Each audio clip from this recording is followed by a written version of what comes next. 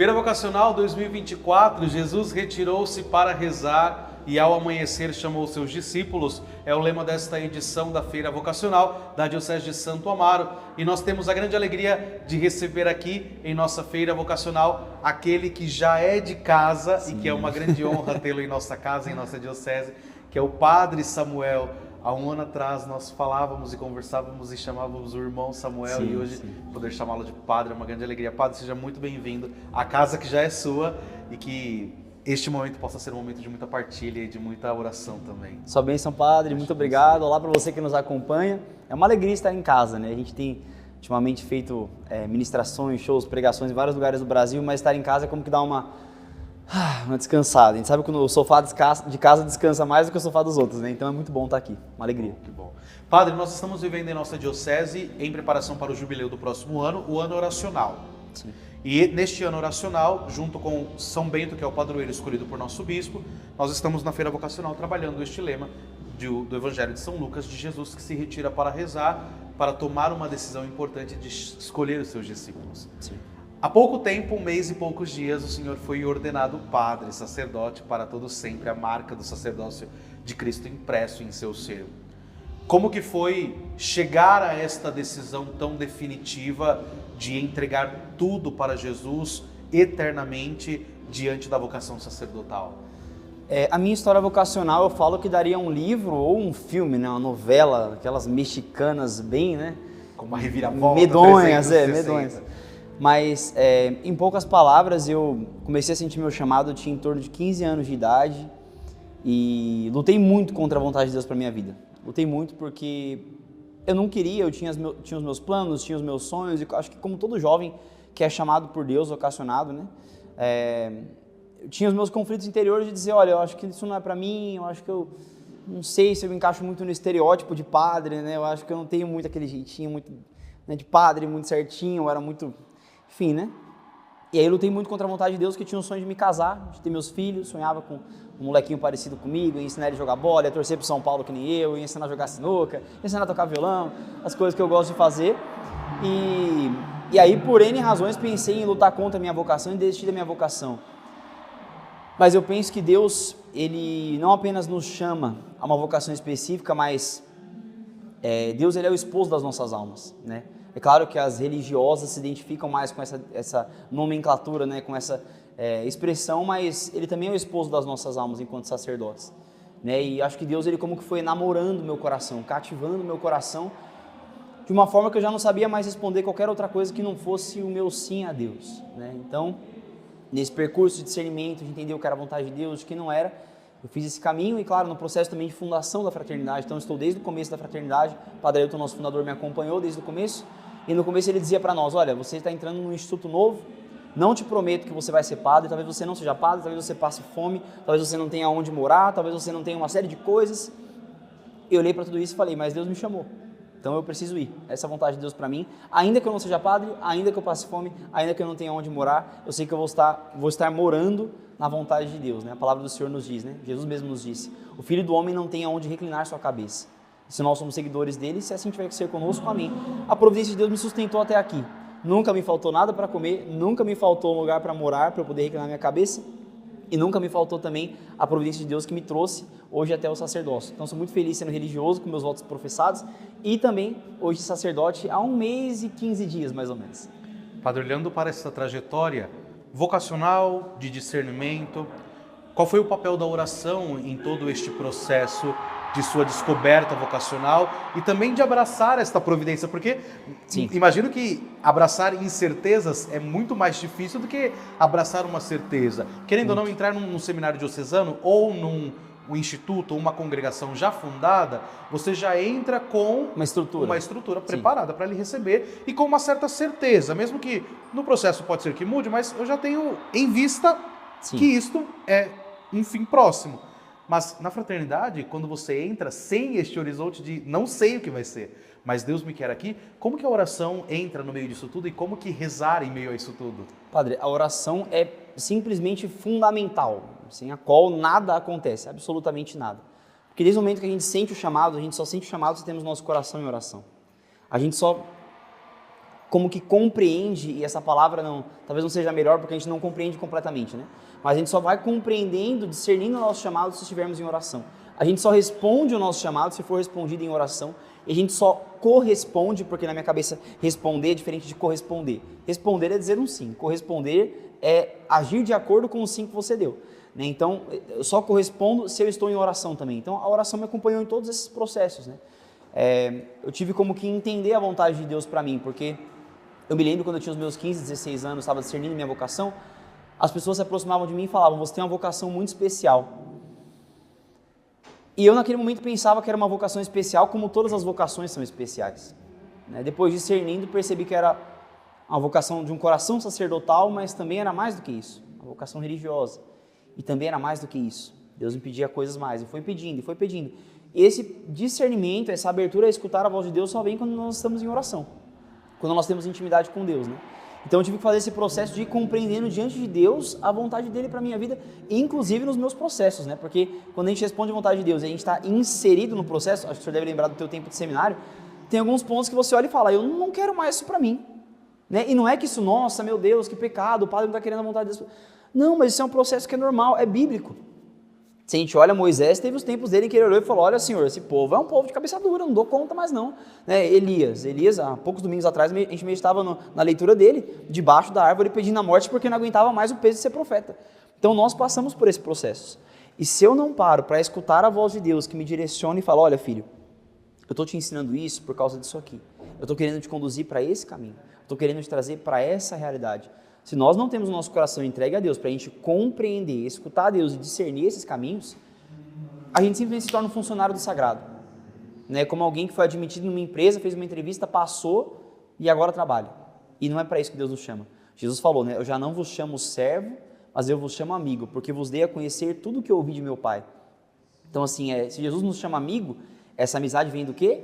De ouvir aquilo, tudo que Jesus revelou do Pai para nós. Aonde se escuta isso? No processo de oração. Então é fundamental. Sem a oração a gente não escuta a voz de Deus, sem a oração a gente não responde à voz de Deus, sem a oração a gente não corresponde e não persevera na vontade de Deus. Padre, como Samuel, sua mãe também lhe entrega ao Senhor. Sim. E imagino que isto deve ter ecoado muito forte em seu coração na profissão religiosa. Mas como que isso ecoou em teu coração no dia da ordenação? Uau! É extraordinário, porque assim, na vida religiosa, para nós, o principal é a profissão perpétua, a profissão religiosa. Mas o sacerdócio é a configuração da nossa alma a Cristo. Então é algo muito extraordinário, né? No dia da ordenação eu fiquei muito emocionado porque parece que passa um filme na cabeça, né? Diz que quando você está para morrer, quando você passa por uma situação de quase morte, diz que passa um filme na tua cabeça em fração de segundos, né? Eu acho que era uma experiência de quase morte, não, de morte, porque de fato morre o nosso homem velho e a gente renasce ali, depois da oração consecratória, como pessoa de Cristo, né? Como agindo em pessoa de Cristo. É claro que essa pessoa de Cristo não anula a nossa humanidade, mas muito extraordinário olhar e ali perceber. Eu lembro que do presbitério, inclusive o padre que me pregou na minha primeira missa falou isso para mim, a partir de agora, a tua perspectiva vai ser essa. Eu estava sentado na cátedra, né? Eu olhei e falei, poxa, ele falou, era isso, o altar e do altar as pessoas. Eu lembro que quando o bispo ungiu as nossas mãos e amarrou e eu virei para o povo, como que numa fração de segundo eu contemplei os irmãos e irmãs que comigo moram todos os dias, que às vezes comem 1 quilo de sal comigo, passam as dificuldades junto comigo, escutam os meus choros, suportam as minhas chatices, acolhem o meu coração ferido muitas vezes, né? Eu pude contemplar ali embaixo os meus familiares, meu pai, minha mãe, meu irmão, meu sobrinho, a minha cunhada, as pessoas que ali nesse processo também estiveram comigo, e olhar para o povo, as almas, muitas almas das quais eu acompanhei, ajudei a caminhar, ajudei a se converter, ajudei a crescer em Deus, a amadurecer em Deus. Então, é um pouco disso tudo, né? No dia da ordenação é como que se Deus estivesse falando, olha, você estudou, trabalhou, rezou, discerniu para você chegar até aqui. Agora é tempo de você se doar. Você é sacrifício em função desse povo, né? Então, foi simplesmente extraordinário, né? Poder olhar para o povo e perceber, poxa, e na hora que a gente mostra as mãos ungidas, né? É muito marcante, porque é como se a gente estivesse dizendo, olha, essas mãos foram ungidas por vocês, agora se utilizem disso. Então foi extraordinário. É se lembrar da doação, da entrega, né? Do mesmo modo que o Cristo, sacerdote, se imola na cruz. Perfeito. Em resgate da nossa humanidade, o sacerdote precisa se imolar. Eu me recordo que Fultochin, ele dizia isso quando ele fala naquele livro O Sacerdote Não Se Pertence, Sensacional. de Pedro, né? Ele Esse fala livro. o velho Pedro e Simão Simão e carrega sempre esta dimensão, e quando nós galgamos os degraus do altar, nós trazemos o velho Pedro dentro de nós, mas que Exato. busca ser um grande Pedro e encontrar a santidade. Eu acredito que isso de fato deve nortear a nossa vida e guiar a nossa vida. Sim. E isso na vida de um religioso, eu imagino que deva ser um eco muito maior. Padre, diante de tantas coisas que você tem vivido e que o senhor já vinha vivido há vários anos, missionário no âmbito de ir aos estados, ir a outros países, cantar, pregar, anunciar, como é que encaixa a vida de oração no meio disso tudo? É o que eu falei, tem que ocupar um lugar fundamental na nossa vida, né? Primeiro que assim, na vida religiosa nós temos o nosso, como que cronograma de oração. Independente de eu ser padre ou de eu ser enfim, tá cantando na fraternidade, eu sou um irmão como todos os outros. Tenho a minha obrigação de rezar todos os dias, acordo 6 horas como todo mundo, 6h30 laudos como todo mundo, com missa e por aí vai, né? Como todos os irmãos. Só que eu acho que a nossa vida de oração, a nossa intimidade com Deus tem que ir para além da obrigação, né? Então, se eu não subir num palco e antes não tiver passado por um sacrário, não tiver passado por diante de Jesus, não tiver rezado meu terço, não tiver tido um contato com a palavra de Deus, ter rezado a minha liturgia, o que eu estou fazendo no palco é um teatro. E não falo só com relação à música, falo com relação à celebração do Santo Sacrifício também. Se eu não tenho meu momento com Deus antes, eu estar apenas na Santa Missa como alguém que vai oferecer um alimento para as pessoas, eu vou ser vazio, eu vou ser um padre sem fé, porque eu não alimento isso. Eu só alimento quando eu tenho que oferecer isso para alguém. Quer dizer, isso não faz sentido, né? Então, na minha vida, eu tento buscar viver tudo isso com muito mais intensidade agora sendo padre. É claro que a doação aumenta, né? Porque eu não sou mais um irmão que está tocando e cantando, eu sou um padre. Então, eu atendo confissões, eu celebro missa para as pessoas, eu faço homilias, às vezes tem que dar unção dos enfermos, e no meio da realidade, missão, né? E, enfim, eu já vou preparado, levo meus paramentos, levo minhas coisinhas já para ir preparado para isso, porque agora eu sou padre, né? Então, conciliar essas duas coisas, mas, sobretudo, sustentado por essa realidade da oração, né? E São Bento, padroeiro da oração aqui na nossa diocese, né? Todo mundo lembra muito da expressão ora et labora, que era o lema tal, da regra beneditina, etc. Mas o fundamental para a ordem de São Bento era o quê? Era a oração a partir da palavra de Deus. Então, acho que isso tem que ocupar um ponto fundamental na nossa vida, né? Essa meditação na palavra de Deus, uma palavra que não é apenas lida, mas é compreendida e é vivida, né? Então, acho que isso tem sustentado o meu ministério até hoje, tanto o ministério de música, quanto agora o ministério sacerdotal, tentando conciliar todas essas coisas. Mas acho que o que mais extraordinário que eu posso dizer de conciliar esses dois é que o nosso ministério mais forte assim é voltado para os jovens, né? Sobretudo o ministério de música. Os jovens são muito encantados com as nossas músicas, com o nosso jeito de ser, com o nosso show que é muito para cima, muito alegre, pulando o tempo todo. O que eu acho bonito é que agora os jovens olham e não veem mais um irmão, mas veem um sacerdote. Então eles têm muito dessa identificação de dizer assim, poxa, se o irmão que é irmão e agora é padre, está fazendo tudo isso, ainda assim é jovem, está mostrando essa busca de santidade de uma forma jovem, de uma forma feliz, isso é possível também para mim, né? Então tem até um momento marcante do show que a parte eu coloco o boné para trás e faço o rap. E os jovens na cabeça deles, meu Deus, é o padre que está fazendo rap, ele estava agora mesmo celebrando a missa, isso é meu corpo, isso é o meu sangue, todo certinho, com as posturas, tal, tudo direitinho como deve ser, como manda a liturgia, e agora ele bota o boné para trás e faz um rap para dizer o quê? Que independente de se eu estou na piedade da Santa Missa, se eu estou num momento de diversão, de descontração e de oração também, que é o show, ou na minha escola, na minha faculdade, no meu trabalho, eu sou de Deus em todos os momentos. O sacerdócio não é uma fantasia que eu coloco quando eu subo para o altar. O sacerdócio é algo que preencheu meu coração, a minha alma, que configurou minha alma a Cristo e eu vivo em todos os momentos da minha vida. Então eu tenho vivido isso, dessa forma. Tem sido extraordinário mesmo. Sem dúvida, sem dúvida. O senhor falou sobre um cronograma, um roteiro de oração. Vamos falar, se é possível, vamos falar um pouquinho disso. Certo. O que é que um irmão, um padre da Fraternidade São João Paulo II precisa ter na vida de oração, assim como preceitual, como mínimo, assim? Perfeito, vamos lá. Não vou falar dos horários porque eu demoraria Não, muito, mas eu vou falar das obrigações, né, nossas diárias de oração. Então, em primeiro lugar, Santa Missa diariamente, né, que é o fundamento da vida espiritual da Fraternidade São João Paulo II, é a Eucaristia e a devoção à Virgem Maria. Então, a Santa Missa todos os dias, e dentro também da realidade da Santa Missa, como extensão da Santa Missa, adoração eucarística. Na parte da manhã nós temos meia hora de oração contemplativa, diante da Eucaristia, no Santíssimo Exposto, e à tarde meia hora de oração comunitária, né, na vivência da nossa espiritualidade carismática também. Então, ao todo 1 hora de adoração. Depois, na espiritualidade mariana, a oração do Santo Terço todos os dias, pelo menos o terço. Alguns irmãos rezam o rosário, mas daí fica mais opcional, né, de acordo com cada irmão e com o cronograma que ele tem no dia. dentro da espiritualidade mariana, a consagração a Nossa Senhora pelo método de São Luís Maria Grignon de Montfort, daí a oração da coroinha e todas as devoções próprias da devoção mariana. Também faz parte da nossa espiritualidade a devoção à Divina Misericórdia, então o terço da misericórdia também, na realidade de todo religioso sacerdote, liturgia das horas, laudos, hora média, vésperas e completas e ofício das leituras, pelo menos. Também temos a nossa oração diária com a Palavra de Deus, né? Também pessoal. Terço da misericórdia já falei. E à noite, exame de consciência junto com as completas, porque a gente precisa fazer, porque só pode ser misericordioso com alguém aquele que reconhece suas próprias fraquezas, suas próprias fragilidades. Dentro dessa realidade também leitura de livro espiritual, né? Alguma leitura espiritual, nós fazemos geralmente pelo menos meia hora por dia de leitura espiritual, e as orações pessoais que o irmão pode fazer além dessa realidade. Então, se sentir alguma coisa a mais que precisa fazer, rezar por alguém, fazer uma intercessão, estender um pouco mais a adoração, a ação de graças prolongada após a Santa Missa também faz parte disso tudo. E isso tudo conciliando com a vida missionária, né? Porque faz parte da nossa espiritualidade sermos contemplativos e missionários. Isso que eu falei é nossa realidade contemplativa, né?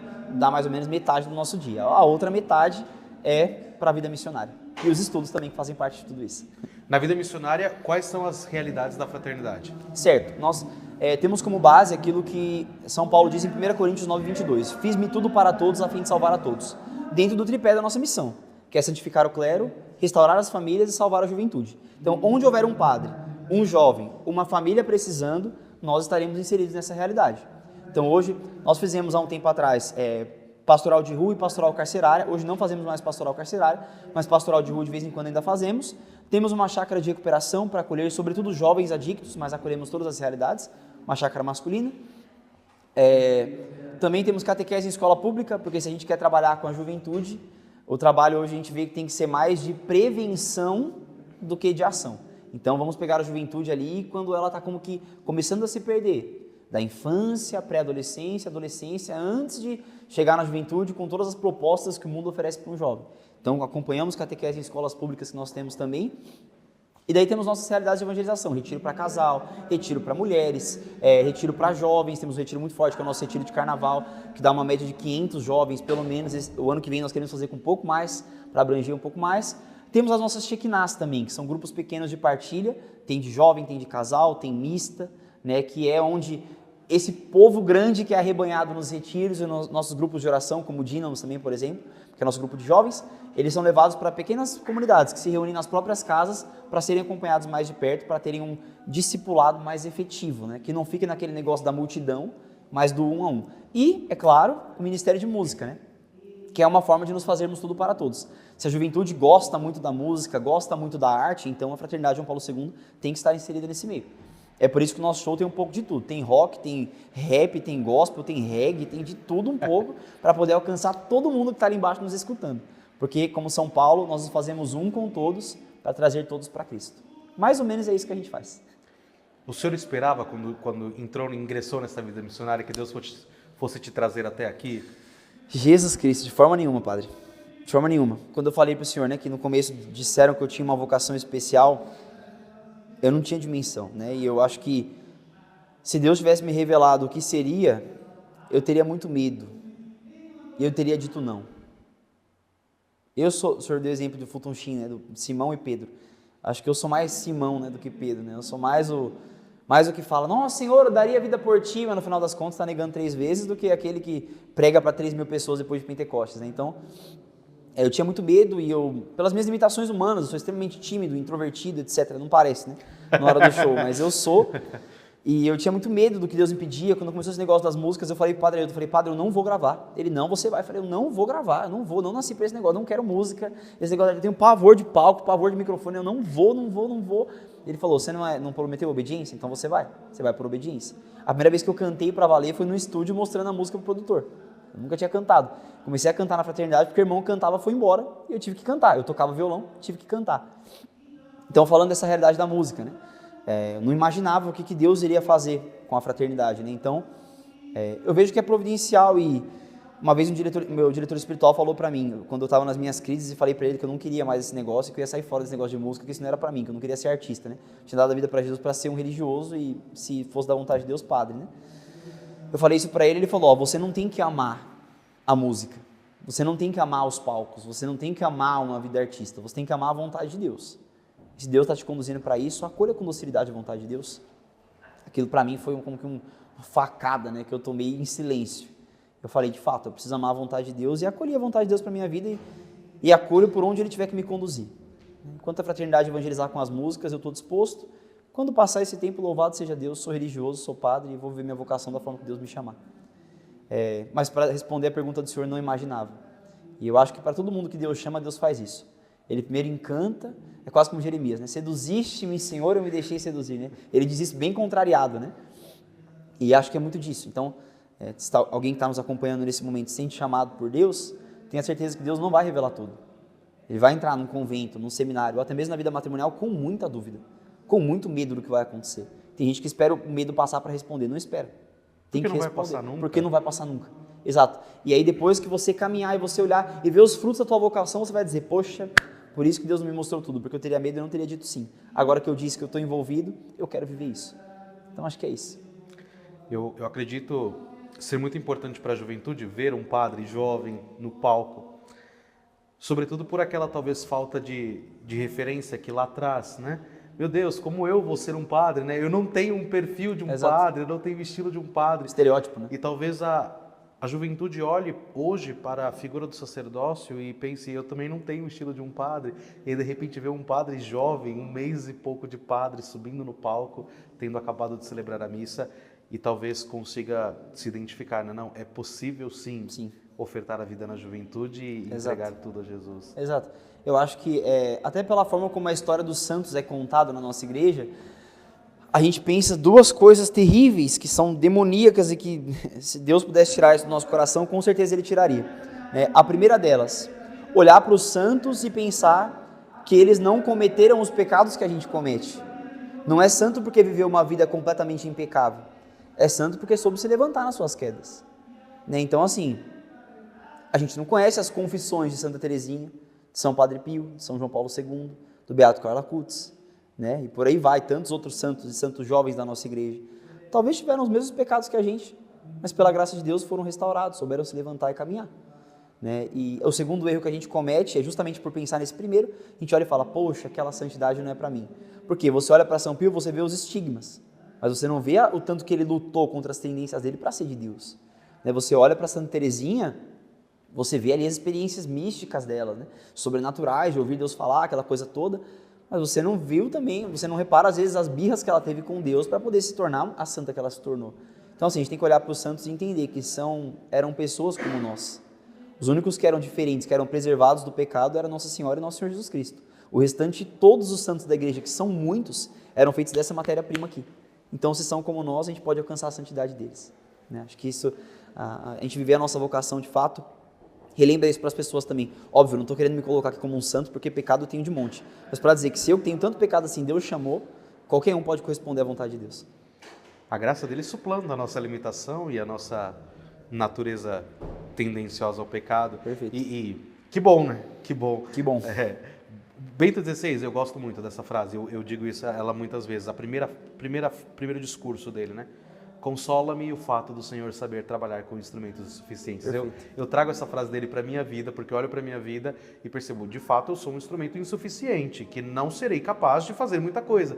Mas o Senhor sabe trabalhar com essa limitação que tenho. Ele está acostumado. E aprende, bem, força, às vezes tem que empurrar um pouquinho para ver se vai. Sim.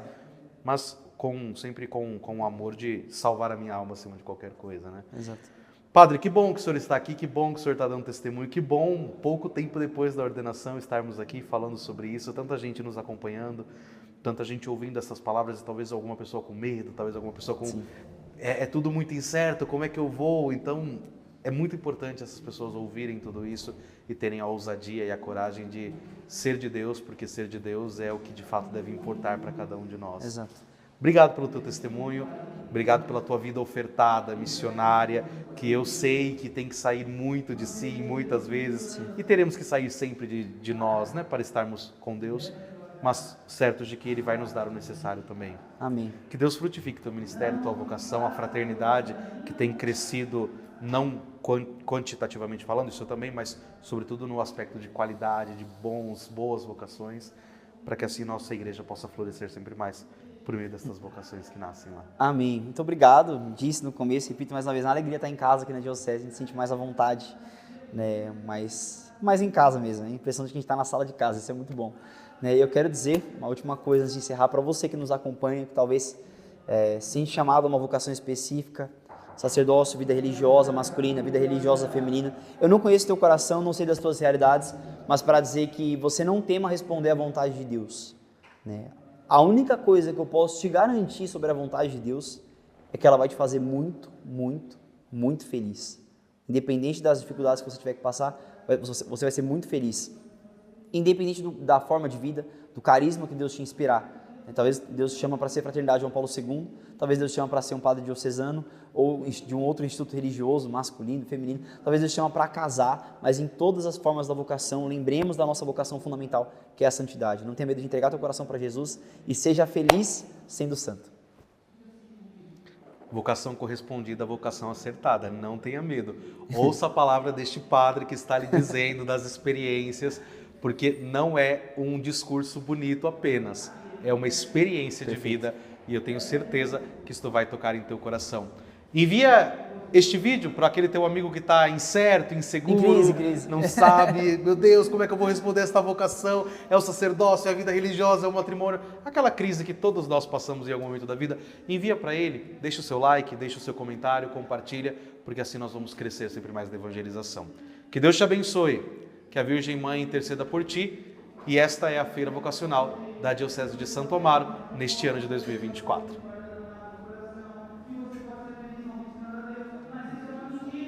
Foi? Obrigado, padre. Tamo junto, hein? Valeu. Vamos combinar, eu sei que sua agenda é muito complicada, mas quando